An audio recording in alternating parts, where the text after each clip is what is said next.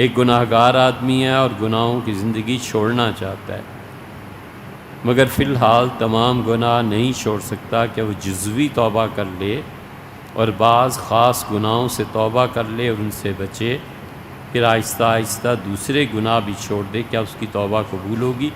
بزرگوں سے سنا ہے کہ توبہ جب تک کلی نہ ہو فائدہ نہیں دے۔ بالکل ایسی بات نہیں ہے بھائی، بالکل قطعاً اس طرح سوچنا بھی نہیں چاہیے۔ عمومی توبہ کرنی چاہیے۔ سب سے پہلا درجہ تو یہ ہے کہ اللہ جو بھی تیری نافرمانی ہے معاف فرما۔ رات ہمیشہ سونے سے پہلے اپنے گناہوں کی معافی مانگ کے سونا چاہیے۔ گناہ ہوتے ہیں خواہشات کی تکمیل پہ، تو خواہشات پہ قابو ڈالے، پٹا ڈالے نہ تکمیل کرے۔ ضرورت جب پوری ہو جاتی ہے تو شکر ہوتا ہے، اور حرص جب پوری ہوتی ہے تو غفلت طاری ہوتی ہے۔ اس غفلت سے بچے، اللہ سے توبہ کرے عمومی طور پہ۔ یہ پہلا درجہ تو گناہوں پہ، خواہشات پہ قابو پانے کا، تاکہ غفلت نہ بڑھے۔ دوسرا درجہ عمومی توبہ کا۔ تیسرا جو بھی گناہ ہو خاص طور پہ اللہ سے معافی مانگے کہ اللہ یہ مصیبت گلے پڑ گئی، اللہ اس سے بچا لے۔ جزوی توبہ کرے۔ عمومی توبہ میں حرج کیا ہے کہ اللہ جو کچھ ہوا اس سے درگزر فرما۔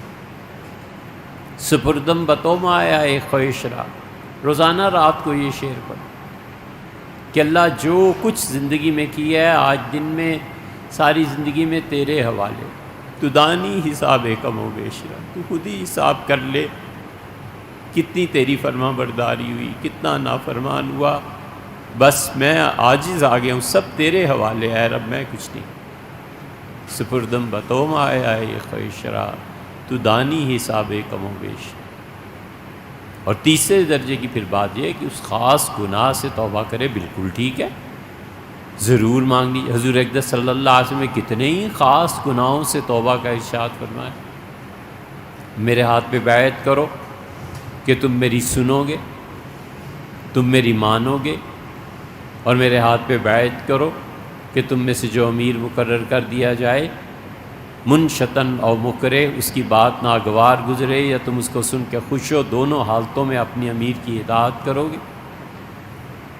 فرمایا اس پہ توبہ کرو اللہ سے کہ اللہ جتنے بھی گناہ آنکھوں سے، کانوں سے، زبان سے سرزد ہوتے ہیں میں تجھ سے معافی مانگوں۔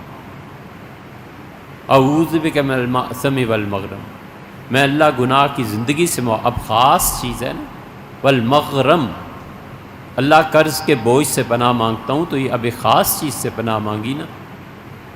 حضور اقدس صلی اللہ علیہ وسلم، اعوذ بک من شر سمعی ومن شر بصری، اللہ جو گناہ ہو جائیں کانوں سے میں تیری پناہ مانگتا ہوں۔ یہ خاص ہی گناہ ہوئے، اب جو کان سے گناہ ہوتا ہے وہ زبان سے تھوڑا ہی ہوگا، اور اللہ جو نگاہ سے گناہ ہوئے اس کی معافی، اب جو نگاہ سے گناہ ہوتے ہیں وہ پاؤں سے تھوڑے ہی ہوتے ہیں۔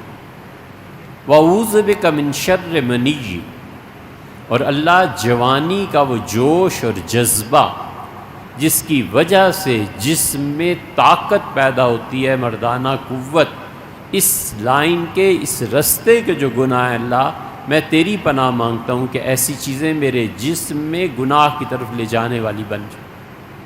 تو یہ خاص گناہوں سے توبہ کی ہے۔ اس لیے جو بھی یہ کہہ رہے ہیں کہ جب تک کلی نہ ہو فائدہ نہیں دیتی، بہت غلط بات انہوں نے کی۔